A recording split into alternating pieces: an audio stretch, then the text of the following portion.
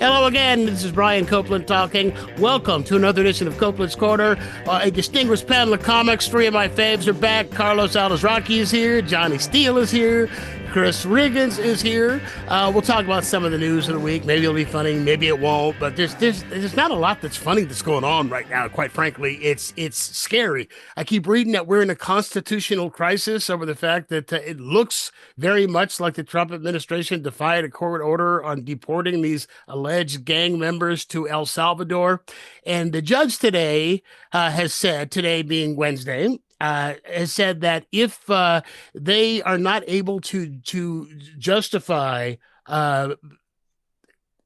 ignoring his court order, it looks like they just willy-nilly ignored it, there will be consequences. What consequences? What can a judge possibly do if Trump decides, I'm just not going to follow that order? Thoughts? None. See? They're going to burn down a Tesla. They'll burn down another Tesla dealership. I think that, yeah, there are no sort of legal consequences right now. I mean, at least, was it Roberts pushed back a little bit from the Supreme Court? But yeah, I don't know. I don't know. We discussed this on 70 Miller this morning, and I think his demise is only going to come from his own followers, certainly not from Congress or certainly not from our judicial branch. So I don't know what consequences there could be other than having to save face like the tariffs, like, oops, I made a mistake. I renege on that and I got to go back. I mean, he got convicted for 34 felonies and didn't see a day in jail, hasn't had a slap on the wrist. He still became president. Yep. So at this point, I feel like we live in an outlaw land where he can do what he wants to do. And it's almost like the whole saying where it's like, I'd rather beg for forgiveness than ask for permission. Yeah. That's kind of how he lives. And he don't talk about begging for forgiveness because no, he doesn't. He's not asking for permission either. He's not even asking permission or begging for forgiveness. He's just kind of doing what he wants to do. Because, like, even with the Columbia student, Mahmoud, I forgot his last name. I'm sorry. Yeah. Who got expelled? Yeah, he basically, he's being detained and he's a U.S. citizen. And the only reason they're detaining him is because they don't like his politics, which is kind of scary because it's like, yeah, they're doing whatever they want to do. They're deporting whoever they want to deport. They don't care how they do it. It's crazy right now how lawless it is. He's walking up on the Constitution and grabbing it by the pussy. Basically. I think he's really good at kicking the can down the street. That's what I think. I read a couple articles that said that constitutional scholars can debate this stuff on opposite sides forever. When are you in a constitutional crisis? When are you not?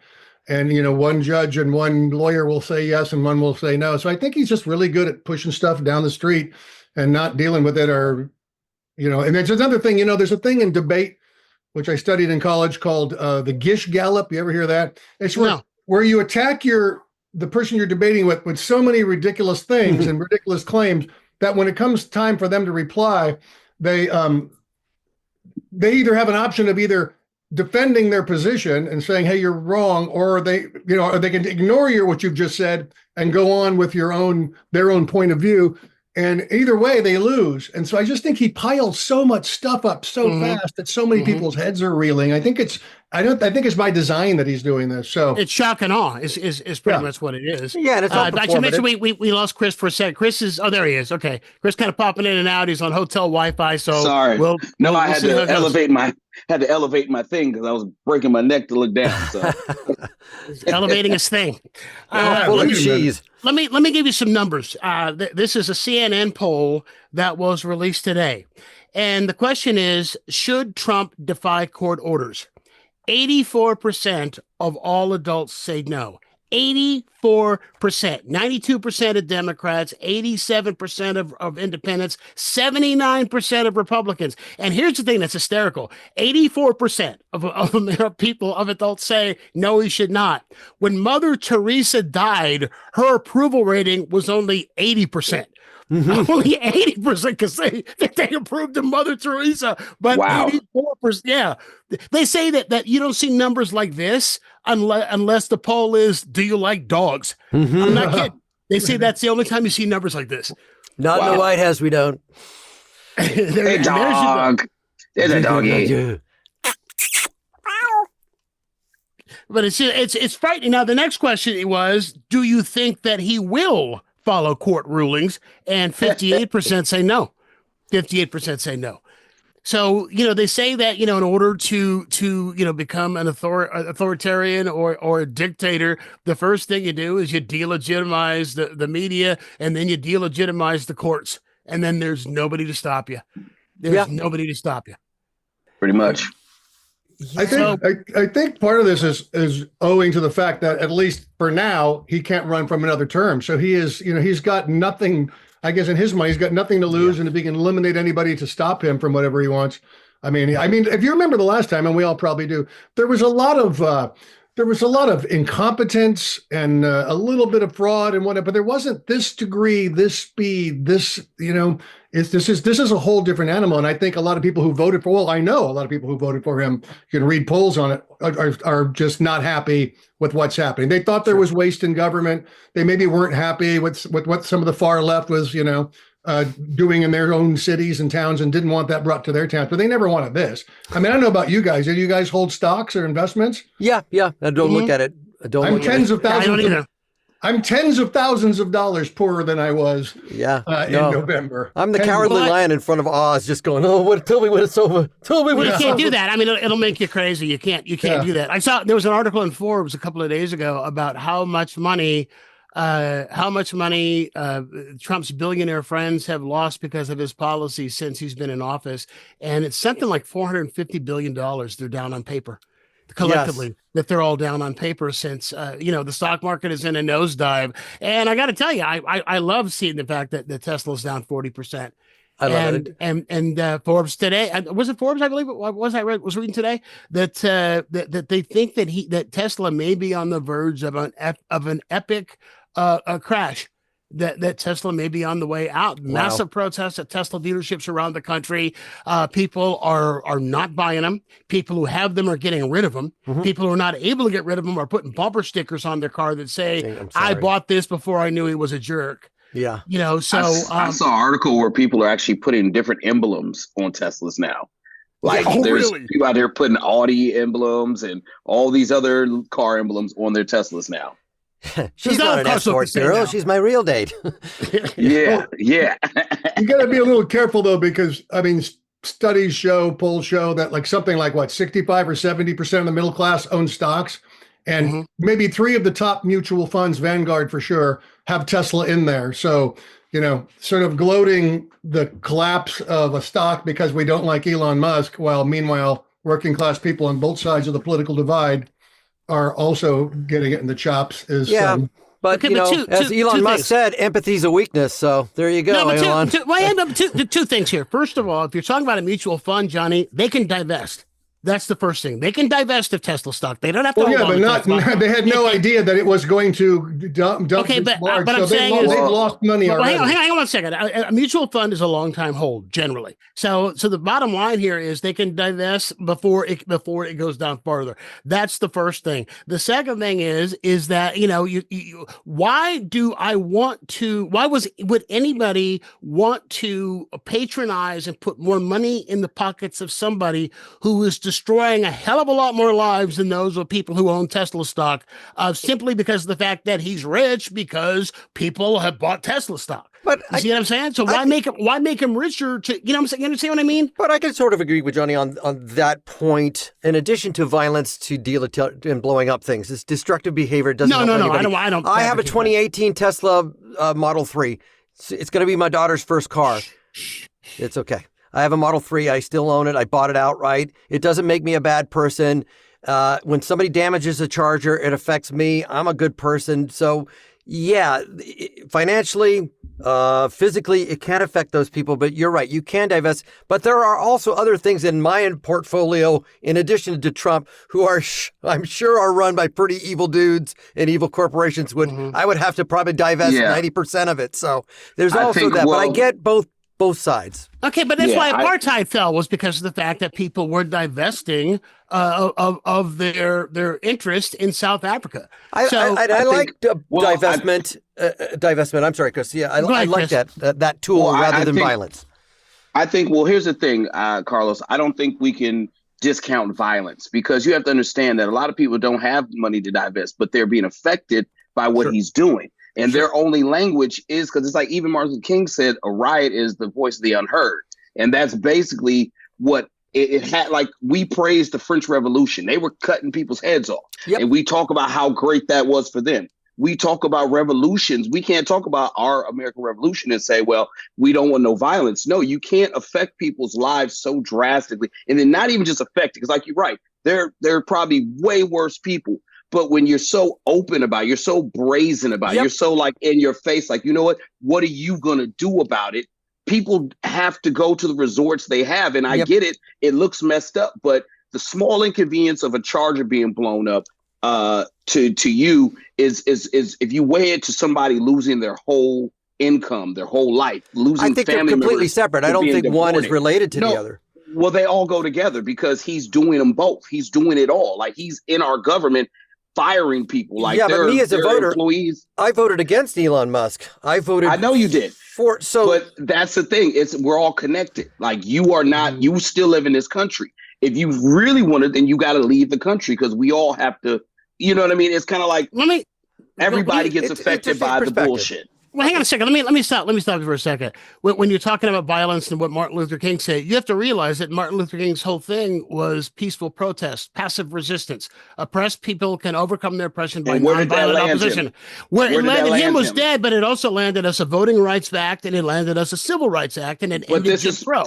But I directly quoted Martin Luther King. That's what he said. Here's the thing: Martin Luther King had one approach. There is always multiple approaches you can take. It's like, all right. Let me ask you this. The simple question. Yes. I don't know how I'm assuming you're well versed in the civil rights movement. If the civil rights movement, instead of if America had seen on TV African Americans in Birmingham rioting, breaking windows, as opposed to peacefully sitting down while Bull Connor sprayed them with fire hoses and sick dogs on them, do you think that they would have been as successful at getting African Americans right? Really? Yes. Interesting. Because here's the thing. Wait, no, let me explain. You're asking a big if. You're asking if we had did this, if we had did that.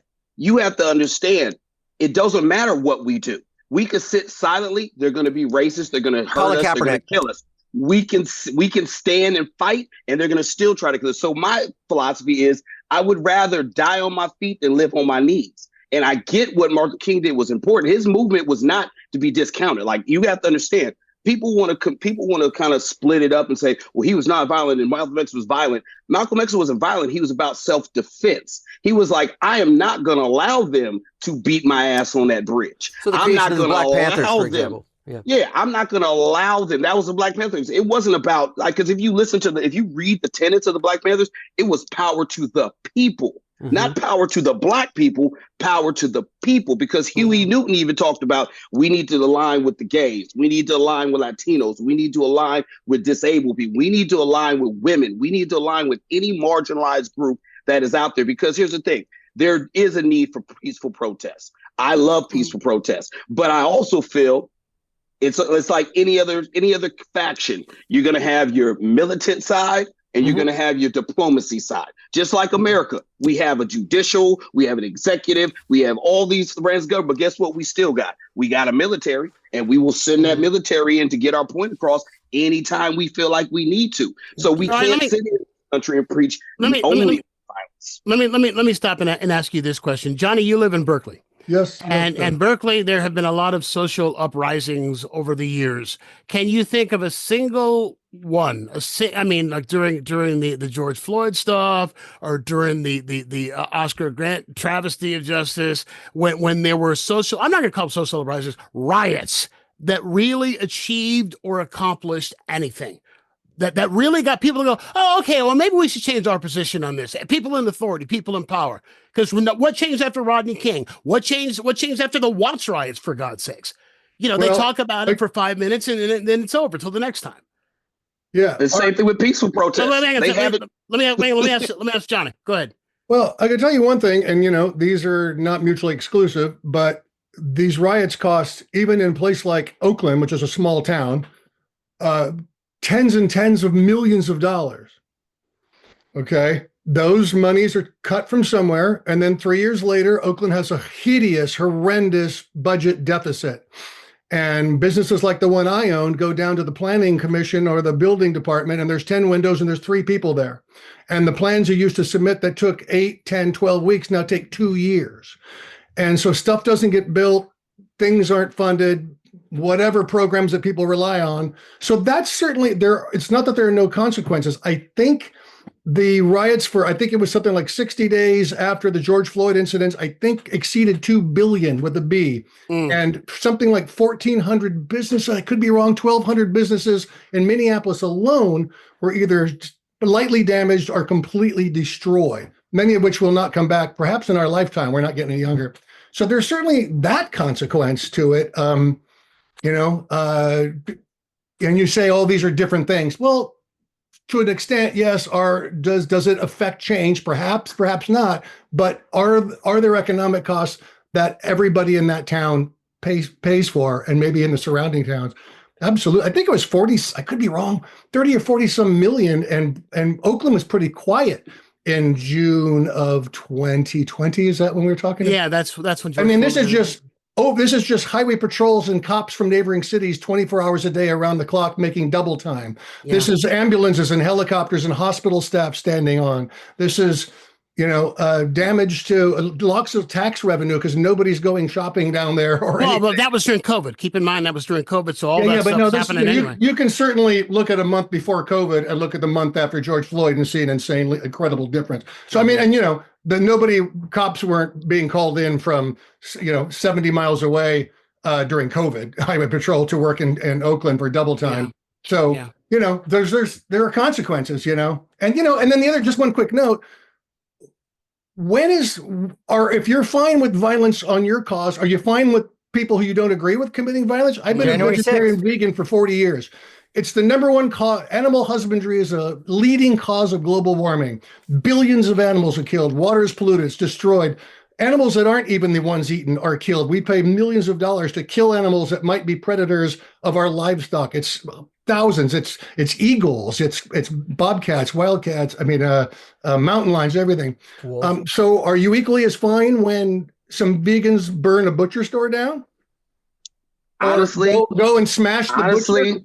Honestly, I'm kind of dumbfounded as how we are comparing money to human lives. My philosophy is this, and it will stay this, and it will always be this. No storefront is worth a human life. No windows can be replaced. George Floyd law is gone forever. Trayvon Martin, gone forever. Oscar Grant, gone forever. Mm-hmm. Those storefronts will be there. You can get replacement windows. You can't replace people. So when we talk about, am I okay with vegans burning down a butcher shop? If the butcher ain't killed, I have no problem with it, because they decide to do that. Now, here's the thing you have to understand. I don't just start at that point. I go back to the cause of these, because here's the thing. How long do Black people have to peacefully ask for justice before we have to defend ourselves? But there's a difference between self-defense and... No. Because also, let me tell you, Brian, I was down there for George Floyd. I was down there for Oscar Grant. And the protest wasn't the problem.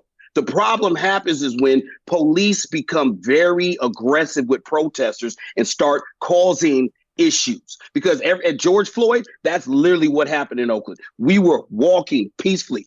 Protesters were doing it. The police were out there agitated, mad, because we're protesting them, basically. So they start pushing people. They start shoving. They start shooting tear gas. They start threatening to arrest and hurt people if people are already hurt.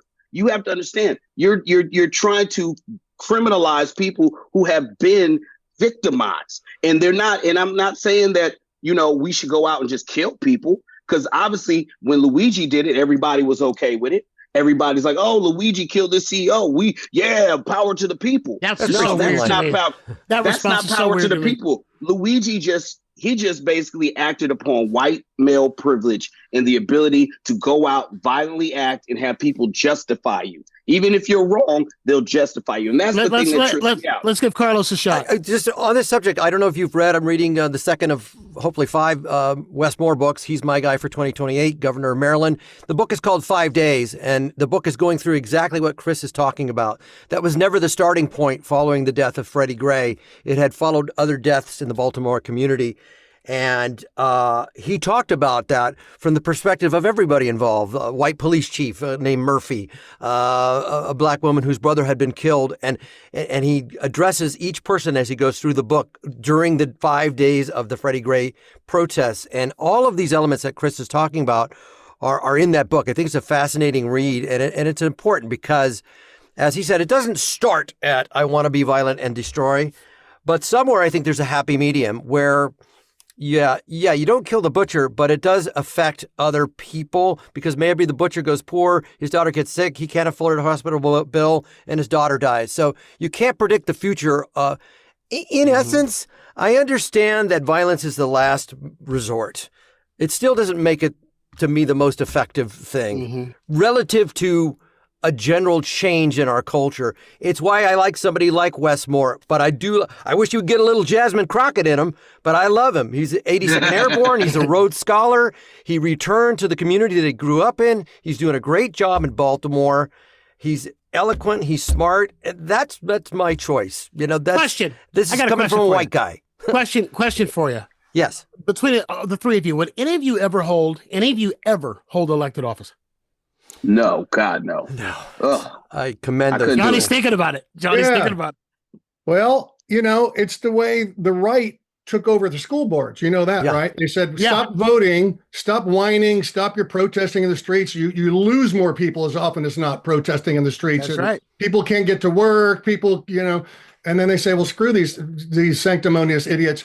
But they decided they were going to run for school board seats, and they groomed people and had workshops and everything. And they basically, the Christian right took over school districts all over America by going that route. Yeah. So got banned books. If everybody on the left is going to dismiss that idea, well, again, there's a consequence. And just to be clear, I don't think they're dismissing it. I think the left has enough people doing that too.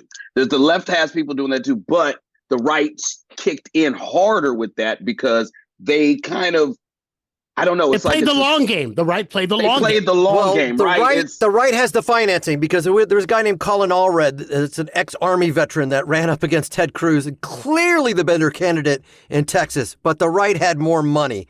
The left doesn't have the money of the evangelical right. That's the difference. Let's let Johnny finish his point. Okay. I would say that that's not totally true. I mean, Soros and a few of these other guys are Elon Musk is the richest person in the world. He blows Soros away. So is Bezos. And Soros can't compete with Bezos and Musk. Musk was, by the way, Musk was on the left for many, many years until recently. Many dollars Musk gave to the left until recently. Yeah. So anyway, Brian, I was just going to say this tact all started, this jibe tact all started when you asked a question, do I think what effect does the riots have? And I basically said, I can't be sure, whether or not it affects change on a sort of governmental level, but when you do these things, it costs money. And Chris and I maybe disagree a little bit on when stores are gone and businesses are shuttered and people don't come back and your town loses tax bases, that hurts. White, blue, green, brown, young, old, people of all kinds. Your city, people's lives are less enriched because they're still alive, right? Is cut, or their senior centers for 2 hours a week or whatever. They're still alive though, right? They're not dead from police violence. They're not dead from the police who they pay taxes to, who are killing them. They're not. They're alive. And that's the reason why I think in my pessimistic view, there will never be change in this country, because as long as we have capitalism running things, money will always be the bottom line. We support your cause, but you're hurting my business. I really want you guys to stop being killed, but I don't want my windows broken. You see how it's kind of like it's never going to come together because capitalism is money first, not people first. I remember seeing during the George Floyd riots, I remember seeing businesses around here that had signs up that said black-owned business. So hoping that came from the LA riots. That came from the LA riots where the Korean store, the Korean store owners during the LA riots were putting up signs, black-owned business, so that their business wouldn't be vandalized. So they wouldn't tear them up. So, Brian, I always hear these arguments, and I wonder, what economic system are people proposing? I mean, inarguably, capitalism, the idea that if Brian wants to buy something for $50 and sell it to me for $100, that he can do that has lifted more people out of poverty than any other economic system. We're not talking about that part, North Korea. We're not talking about that part, though. We're talking about the part where a billionaire like Elon Musk can tell the government what to do because he's rich.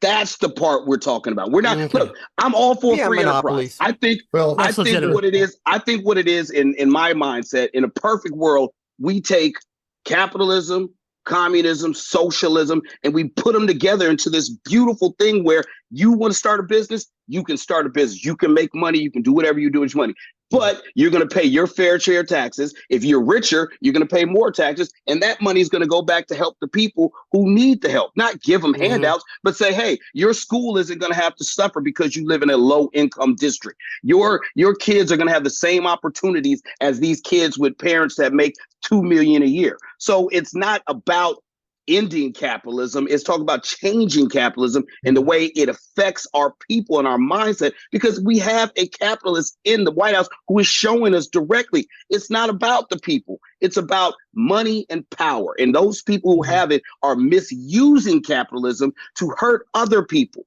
And that's what we have an issue with. I have no issue with you having a business and selling whatever you want to sell. I don't even have a problem with drug dealers. I think we should legalize drugs and make it so these guys can make legal money. I don't like drugs, but the crime will go down. The violence would go down. Let me ask you, wait, but on that topic, something else I want to talk about that I don't have here in my list of notes, just something I'm thinking about. And that is, do you guys see or think that there is a social change since marijuana is basically legal everywhere? I mean, there may be fewer people in jail, but I mean, has it changed drug violence? Has it been a net positive for society? Well, weed wasn't necessarily the most violent drug business. No, but they always claim, though, that it was the gateway drug, and that's why it was the gateway drug, and that's why they were so hard on it. I remember being on the Hearst family. I remember being on Alex Bennett with a DEA agent when this was coming up back in the late 80s, saying, like, you're just going to have more addicts. If you legalize, you're going to have more addicts. I think in Washington State, as soon as they legalized it, a number of car accidents went up. THC stays in your system much longer than alcohol does. I don't think we want to pretend that marijuana is this perfect, lovely drug that has no negative consequences, because that's just not reality. Am I an old fuddy-duddy? You kids lay off the weed. No, I get it that you use it for health. I get it. But when people have 17 bongs and 14 reggae posters and they're white dudes saying that pot doesn't affect me, I'm like, I kind of think it does. Yeah. I don't have a fucking bar in my I drink alcohol from time to time, but I don't have a bar set up and Irish music blasting 17 hours a day. Yeah. I drink So I think that this idea that pot is this magical drug with no negative side effects is kind of dangerous, although it doesn't need to be prosecuted to the extent that it has been in the past, if that makes sense. I think what it is it's not, and I'm not going to, and I've studied weed, I've worked in the cannabis industry. I'm not going to say weed is as dangerous as alcohol. I'm not going to say weed is as dangerous as cocaine or methamphetamines, but it does affect you. People who smoke weed for long amounts of time, their brain, it does affect you. It slows you down. There's a lot of things. We need Ngaya. We need Ngaya. As far as the business of marijuana, more people are dying from the business of cocaine because it's more profitable. Weed is not as profitable as cocaine.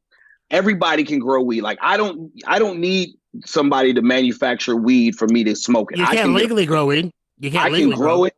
I can grow it at legally or illegally. I can grow it. I can have plants. I can get my own weed. Whereas cocaine, there's a whole process that has to happen before it gets to us as cocaine. So that adds money and value to it. And that's why cartels tend to stay with cocaine. They do weed, but it's not but as far as what you're asking, Brian, is like, I don't necessarily think, I honestly was not a big fan of making weed legal.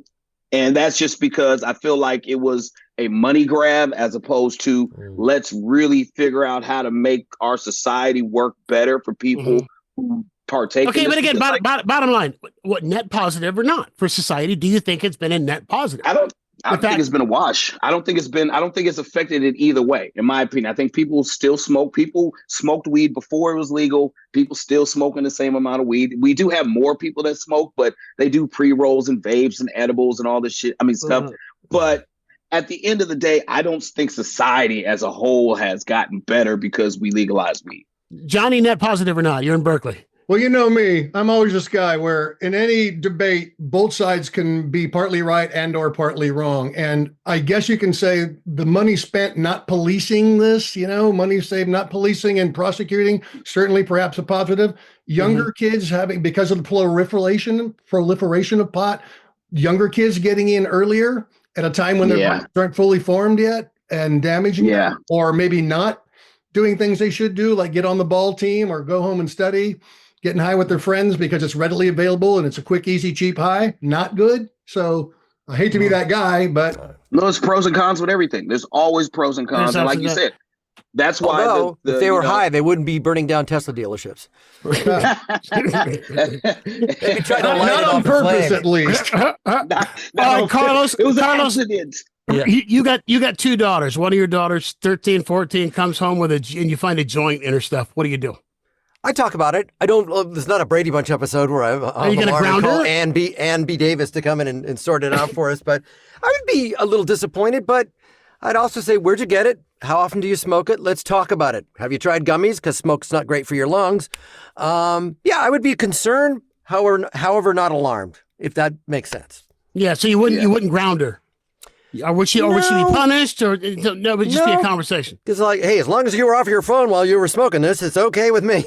Yeah. I don't think I would. I would ask questions and go, maybe if I see it again, or if I see a lot of it and you're starting to, as Johnny said, do some weird things, you're too young, your brain's not developed. Yeah, let's ground you and keep you away from pot for a while. Yeah, it's funny. When one of my kids was in high school, one of my boys, I won't say which one, 15 years ago. Say it, Dave. Who is it? I'm not going to say which one it is.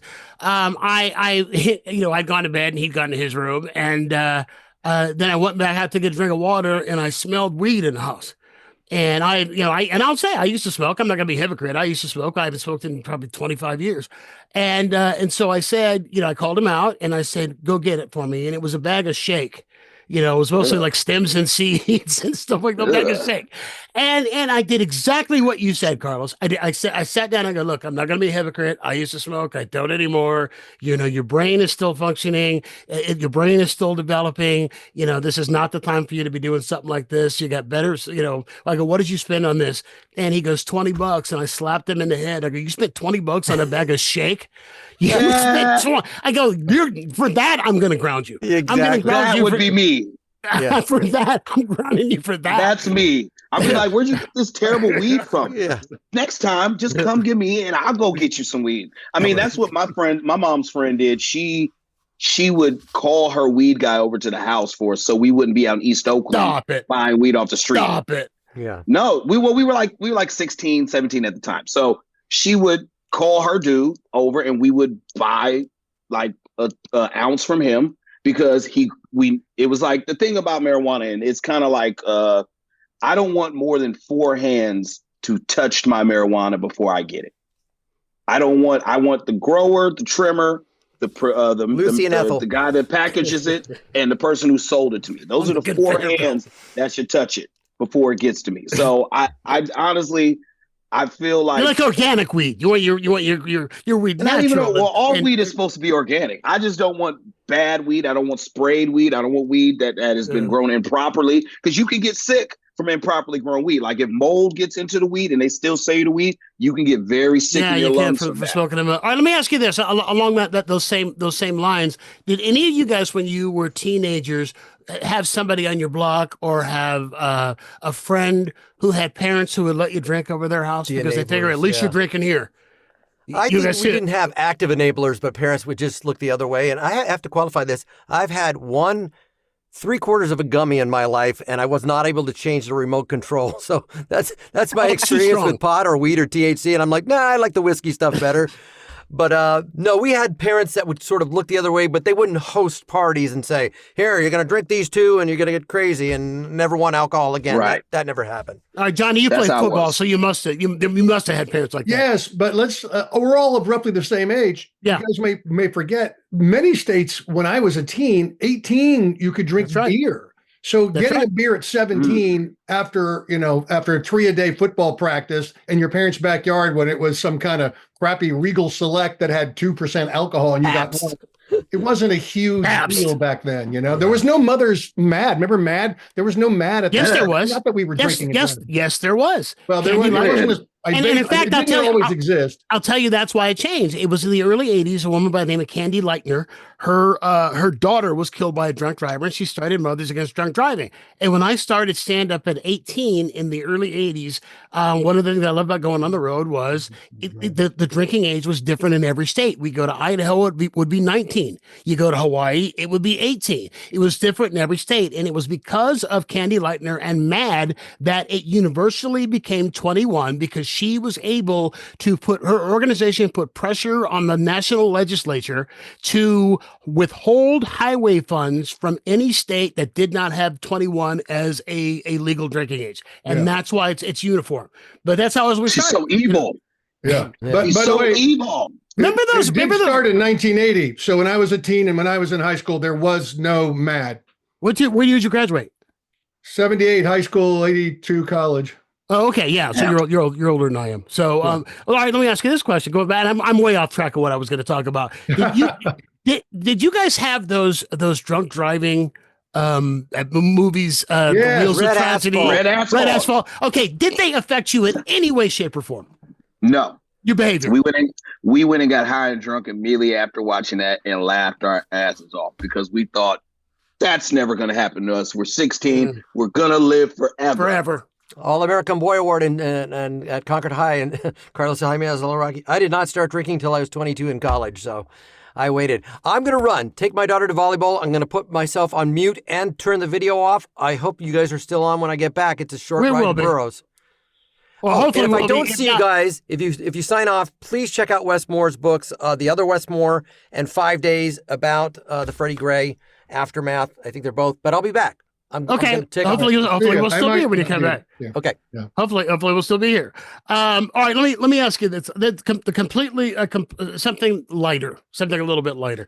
There's an article today in the New York Times that's a long interview and piece on Tina Louise. Remember Tina Louise, who played Ginger on Gilligan's Island? And I think she's 90. And she's doing now. She lives by herself, 1-bedroom apartment in Manhattan somewhere, and she spends 1 or 2 days a week at the local elementary school reading the kids. It's pretty cool. But the thing that's interesting, I find, is that she will not talk about Gilligan's Island. She will not talk about it. And it's not because she hated the people or anything else, but she just will not discuss that part of her life. She won't even say the name. She'll say GI. That's what she'll call it. When people walk up to her, and I've heard this about her for decades, if people walk up to her and say, "Aren't you Ginger from Gilligan's Island?" she would say, "No, I'm Tina from New York." And so there are a lot of people who are like that. Sally Field, for years, if you mentioned The Flying Nun, she would shut down on you. Josh Radnor from How I Met Your Mother it's been off the air 11 years now. He's just embraced it. He would run for the hills, but he's just embraced it and started a rewatch podcast for it. But there are a lot of people who are like that. And I'm wondering, I knew Robin Williams, but I didn't know him as well as you did, Johnny, because you wrote with him. I'm just curious, did he run from Popeye? I'm serious. You can't run from Papa. You can't. You can't. Greatest movie. Yeah. Boy, oh boy, did he hate when people would scream Nanu Nanu. And one night we were working at the Throckmorton and he said, "Lady, that was 50 years ago." I said, "You know how many movies and shows I've done? 50 years, lady." So he hated it. And I interviewed Carol O'Connor. And he was not going to have anything to do with All in the Family because they told him Johnny grew up watching All in the Family. How do you think it would play today? Now he was in town to do a play about drugs, and I think his son, he lost a son to drugs, and so he would absolutely not talk about it. But he was sweet because we really hit it off in the interview, and at the end, he knew I did an impression of him, and then he said something like, "Oh, Jesus is there, little girl," and so he did it at the end. But Yeah, Robin hated Nanu Nanu. He's like, oh, can you imagine? Yeah. I see Dana Carvey occasionally. I'm not close pals with him, but I can't imagine how he wants to hear, isn't that special? Oh, yeah. You know who doesn't like it? Who? Alfonso Ribeiro has a big issue about Carlton.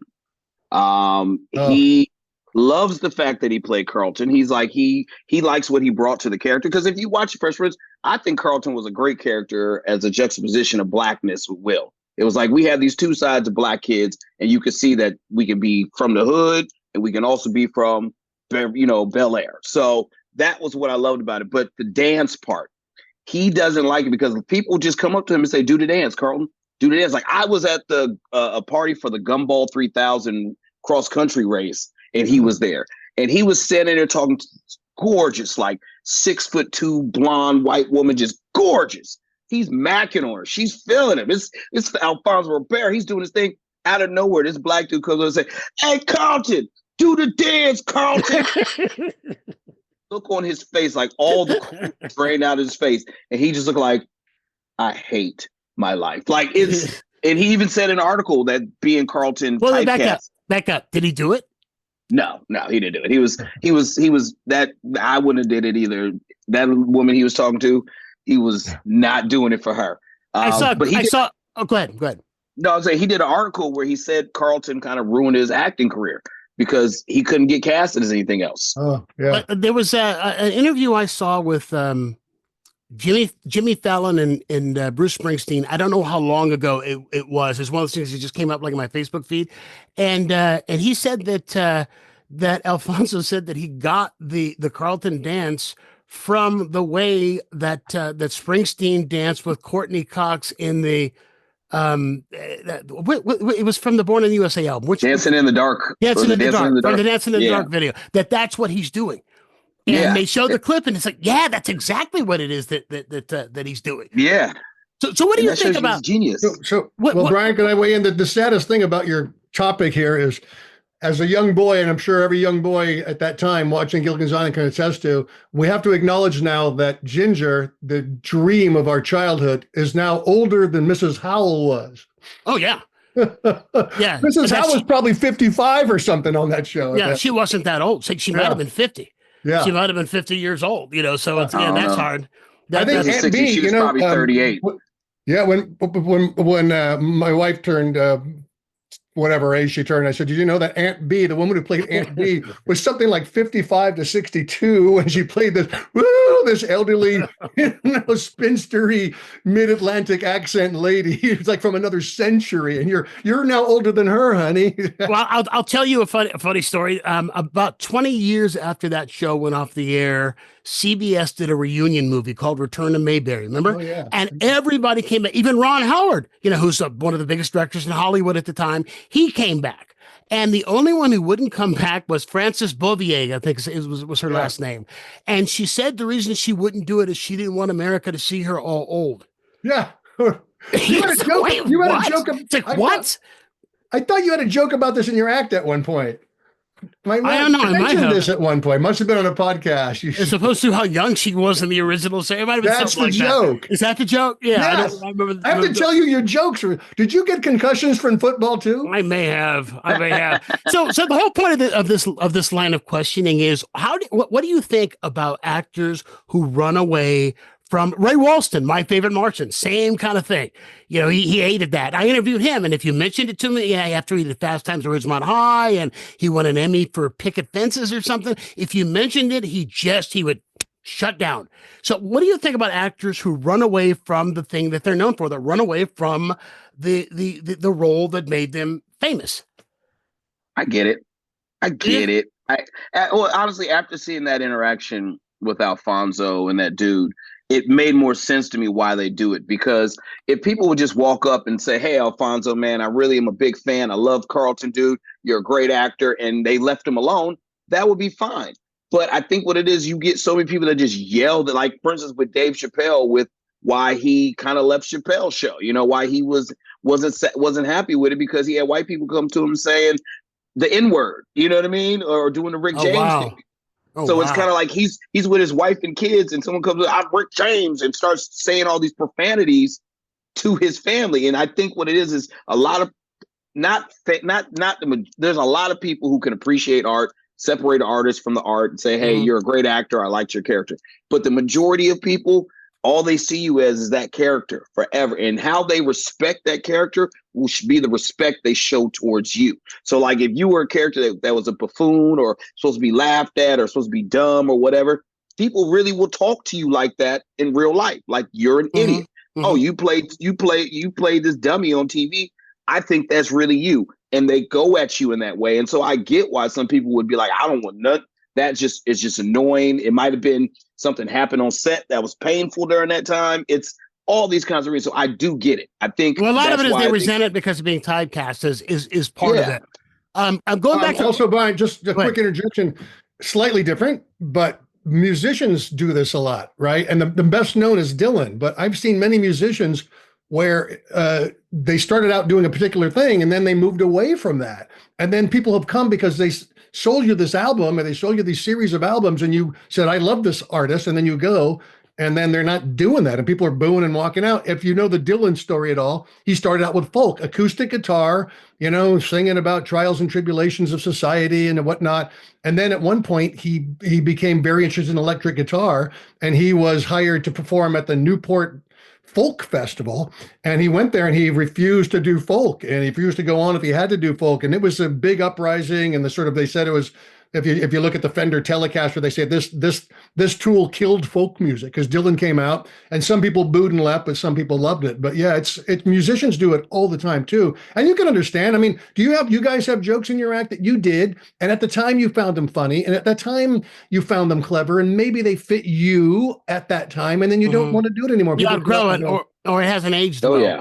You outgrow it, or it doesn't. Outgrow it. Well. Outgrow it. You're not the same person. But the other side of it is like if I go to see, like I said, the way you're old is when your high school bands are at the county fair. When your high school bands are playing the county fair. They all are. They all are now. Journey's at the REO Speedwagon's at the county fair. Well, let me ask you this. Can I ask you this? What's that? Just real fast. The point I was going to make is that if I go, I don't want to hear your new stuff. No offense, but I'm there because I want to hear you play the hits. I hear that. I'm paying to hear you play the hits. That was my question. What I'm paying for. People will send notes to the green room. Can you do that Vegas thing you did? Or the bit about going to the vasectomy? And I haven't done those because that happened 15 years ago or 12 years ago. And I will occasionally try. Yeah, if I can pull it out. And Will Durst said a great thing. And let's see if you guys agree. He said, you did a lot of great jokes during your career. And they were from a time when you got bored of them, or maybe like Brian or me, you laid off and did radio for a year or something. And then it just disappeared into the ether. Why don't you go back and look at some of those and maybe you can rework them slightly? They worked, they killed. Why don't you pull them back out and maybe do them a few nights and then maybe record them so they exist? They don't exist. So Will Durst gave me that bit of advice, and I did pull out a few old bits. And, it's weird at first because, wow, I don't want to go back there and it doesn't speak to me. But with a little tweaking, they worked and people loved them. And would you guys ever do that? Pull something? Yeah. After you told me that, actually once on this podcast, you told me that. And I was just searching on YouTube to see what was on YouTube on me. And I found I found an MTV half-hour comedy hour set from early 90s. And I remember none of it. I didn't remember a joke. Yeah. And it was a lot of topical stuff. And I killed. It was a great set. But I think there were 2 or 3 things in it that were, and I was just, for the hell of it, I threw them out one night and they still worked. And the second was the last night of the Punchline in Walnut Creek, California, where the last 3 nights where they had, it was 3 all-star shows. And they recorded the whole thing and it's all up on YouTube. And, same thing. I had a great set and there were jokes going, I could do that. Why didn't I stop doing that? That's a great, but that's, that's one thing out of a 15 or 20 minute set. Funny is funny, baby. Funny stays funny. It don't matter. It don't matter. I mean, I tend to do that when I hit writer's block, when I can't figure out something new, or I'm writing a new joke and I get stuck and I don't want to be, non-productive. I'll just go back to old stuff and see, can I tweak this? Can I bring this back? Yeah. And a lot of times that sparks the writing creativity in something new. So yeah, I think artists do that as well. I think the difference between comedians and musicians is people do want to hear new jokes from comedians more than they want to hear new songs from artists, because like I have a lot of, some of my best friends are like very big rap artists right now. And, it's like, for instance, the group from Oakland, Souls of Mischief. I toured with them, tour managed for them for a little bit. And they have, the hit song 93 Till Infinity. Song's been out since 93. They didn't like doing this song. It was the song where it's like the end of the night. This is our last song. And they acted so many times like it was the end of the night. Like they packing stuff up like, all right, 93 Till Infinity, but then they start tweaking the lyrics and going back and just realizing, oh, I wrote this when I was 17.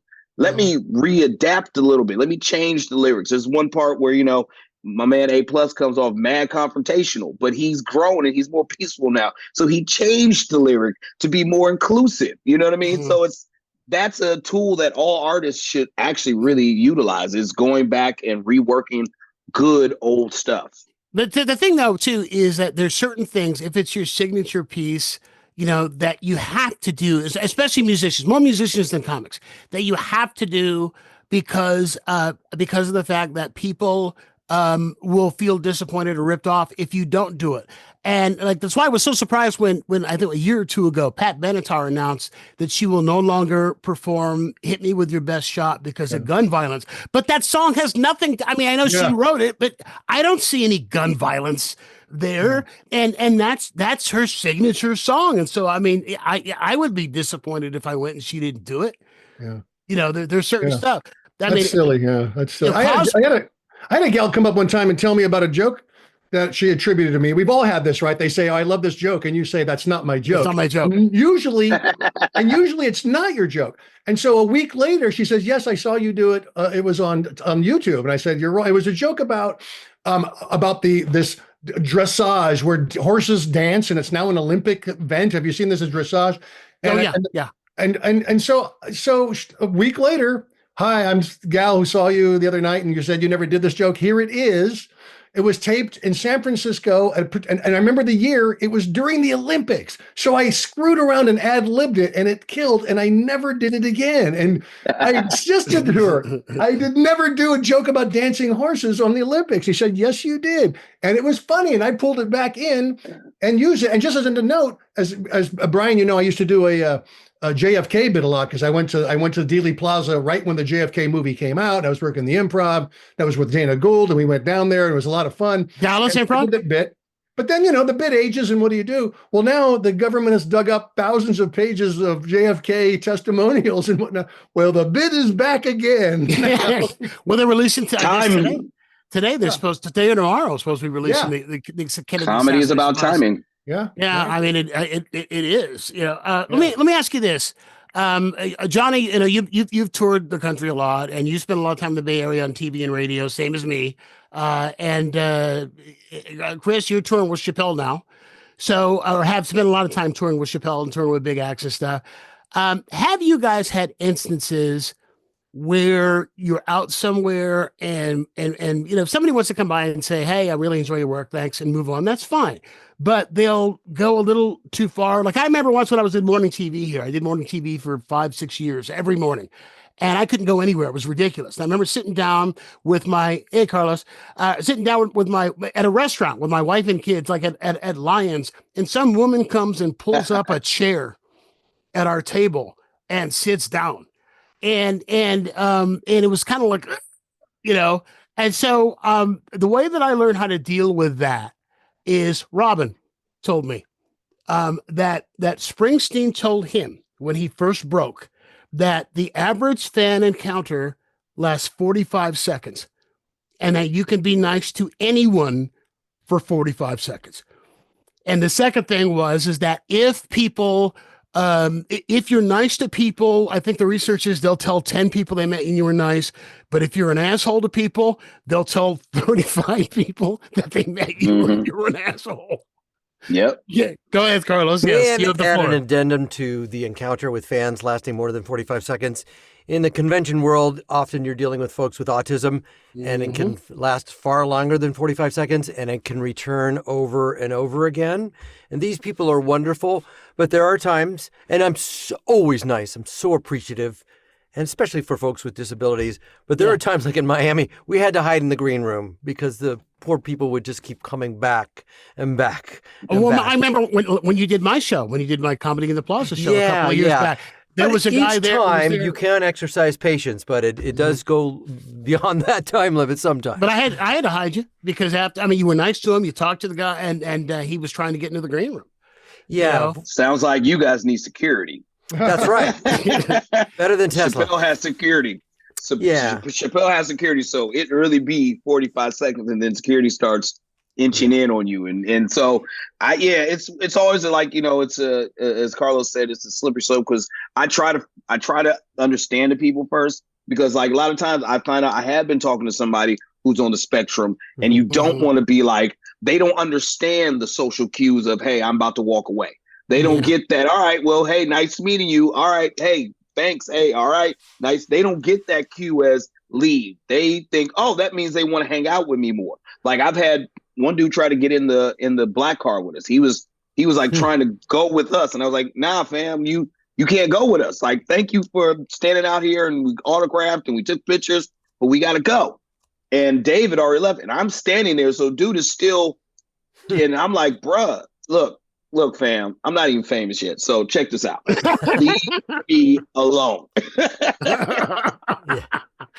Johnny, you must have some Bay Area stories, especially for when you were doing TV every day. Yeah, I have the exact same experiences you had, because you're on TV every day. And so this is great. At the station I was at, they had a coach and guidance person. And they told me this. Did you ever get told this, Brian? It's different maybe if you're a voice actor or if you're doing stand-up, on a tour. But what happened was they said actors up prior to recently, they saw their movies in a theater. They went to the theater. They left home. They went to the theater. They sat down. They got their popcorn. The actor was playing a role in a theater. Mm-hmm. Now they're watching Brian or they're watching Johnny. They're in their own home. You're in their home. Mm-hmm. You're telling them that you're from San Leandro, and yesterday you went to Marin for a gig, and they've been to San Leandro. They were in Marin. Mm-hmm. They think they're your friend. Yeah. And yeah, so, that's it. And so they come up. If you do it well, if you do it right, the most successful one they do, they feel like they know you. Yeah, and they will pull a chair up and whatever and sit down and start chatting. It's not that they're rude or that there any other problem with it. It's just that they know you. They watch you for 2 or 3 years. They know my mom was on the show. My dad was on the show. I went to my hometown and did, some videos in my hometown in the East Bay. They know you inside out. They watch you while they're eating their burrito at night after a day's work. So they think they have a relationship with you. That I was told in their underwear. That's the other thing too. Is a lot of times I'm serious that people, because you're coming into their homes and they're watching you in their underwear when they're the most vulnerable, and they're figuring, he's seen me naked. I can come talk to him. Yeah, and Brian, that's true. But many of the people that came up to greet me when I was single, I was hoping to get them in their underwear as soon as possible. Quickly. Carlos, one of the things that you meant, lost Dave. I'm sure you like that I called you Dave accidentally. Sorry, Chris. Sorry. While you were off, Carlos, we were talking about Tina Louise running away from Gilligan's Island, about people who have run away from the roles that they made them famous. Sally Field ran away for years and Josh Radnor ran away from How I Met Your Mother. Now he's got a podcast, right? And he's David Caruso. That's right. I forgot about that. All right. Do you run away from Reno 911? I don't, and I still do it. And I'm blessed to be on that show and be a part of that show. Recently, my role and my part has become a little bit more diminished. I'm not as integral to the show anymore. So it's kind of hard for me to come back, but I appreciate the opportunity. So I do come back. But there's part of me that, like, if I was like super, super wealthy, I'd go, my role went as far as it could go, and I'm just going to leave. But that's not the case. And there still is a little bit of opportunity to play around with Garcia. But that might have been the closest that I ever thought, because the pain of getting fired the first time was pretty rough. And I thought, I don't want to come back. So it wasn't necessarily running, but getting fired and coming back. But no, there's things that I don't think I've outgrown anything. Carlos, let me tell you. You're burying the lead. I didn't know you got fired. You're burying the lead. I thought the show just went away. No, I got fired. Go ahead, Johnny. Well, let me tell you about how this is a different thing. Sorry. I hate the role Carlos played on Reno 911, and Carlos knows why. Because Carlos and I had been pitching a show way back into the 80s about two private detectives that like ska music and spoke with bad accents. Mm-hmm. And we fished it around, and we got a little, MTV was interested, and that fell out. And then what was the other MTV type channel? VH1. And that bounced around. Then Carlos said, look, we're about 40 now or whatever. We were 40 something. Let's cut one more trailer. Come on down for a few days. We'll cut one more trailer, sizzle reel or whatever you kids call it down there in Tinseltown. And so I came down and we cut it. And it was really funny. We shopped it around and Comedy Central went bonkers. They went bonkers and they loved it. And we got to the place where we were doing table reads on the pilot. And I'm up here at the punchline and Carlos is down there and Carlos says, hey, I got an audition for this show that's a parody of Cops that takes place in Reno. And I said, that's stupid and it's going nowhere. And Carlos gets the role. And then the person so Carlos' show, our show was cops, private detectives. And then there was another cop show somewhere. And then there was another show with guys with British accents, Stella or something. You remember that? Yeah, that was Michael Ian Black. So even though they loved our show and the pilot was written and we're doing table reads on the pilot, I was looking for a townhouse or a condo in LA. And then Carlos says, wait, I got this Reno 911 where they're going to shoot one episode. And so they shot one, they liked it, and it was halfway through the season. So I think they bought like half a season or something. Yeah. But your show is first on the docket come, July. And then the person spearheading our show went to another network. Then the whole thing was canned. So people say, I love Reno 911. Screw Reno 911. Dang you. Where we can get our ska show back on the air is that Adam Copeland and Depop, they do the Ska Fridays. Oh, yeah. At least as characters, Yeah. It was a funny show. It was Brian, you guys, I don't know what exactly your age or what you grew up watching, but it was all that Get Smart and Green Hornet. Buck Henry. Oh, yeah. Yeah. And slapstick and goofy. We rode scooters and we fought crime and we were Americans, but we had really bad British accents because we wanted to be British because we loved ska music. And it was just silly. There were villains. John Corvell played a villain. Who else? Phil Van Tee, villain in the sizzle reel. It was hilarious. It was very irreverent and fun, and timing was right, and then the timing wasn't right, and it's one of those things, Yeah. So what character do you hate? What's his name from Reno 911? That guy ruined my career. Yeah, hate Garcia and never come back. But no, Brian, I don't think there's any role that I would run from anymore because I, as a father, an older father, and someone who enjoys working. There's some maybe video games that were harsh on the voice or things like that I wouldn't want to return to, but only because the work is not fun. But I'd pretty much do anything. Again, the thing that I run from in terms of roles is being a stand-up comic. It's just not my love anymore. So it was something you did when you were younger. And I enjoyed it. I'll always wear that dog tag that I was a stand-up comedian. I'm fascinated by stand-ups. Kira Sultanovich has 2 kids, and she's at Melrose 6 days a week over the hill. I'm like, you love it. You love it. That's you. And so yeah, that's it. You have to love it. You have to love it in order to do it. Put yourself through it. Quite frankly, you have to love it to put yourself through the bad parts of it. With that, we're at the end of the hour. So anybody got anything they want to plug? Where are you playing in Philly, Chris? I am at the Philly Punchline all week. I'm actually doing the All-Star show tonight, and then for the rest of the weekend, I'll be hosting for Adam Ray. So I'll be out here till Sunday. Saturday night's the last night, but I'll be here till Sunday. So let's get some cheesesteaks.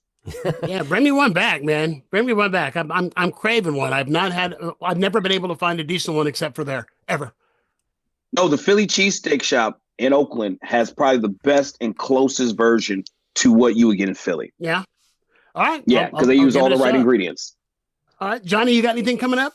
Yeah. Well, I don't know if people will be watching this. I'm doing a monthly series at the Empress Theater in lovely Vallejo, and it's not just stand-up. We're doing variety. I might interview somebody. Brian, you're welcome to come in, do a set, be interviewed, whatever. I've got a bass player from the band Boston coming in. I got my friend Michael Meehan doing a character. My other pal may come in and do his Trump impression. And so that's happening at the Empress Theater Friday, March 28th. And then beyond that, all sorts of stuff in the spring and summer. We're back at the Punchline, the old school guys we used to call, but now it's San Francisco Old School Comedy Kings.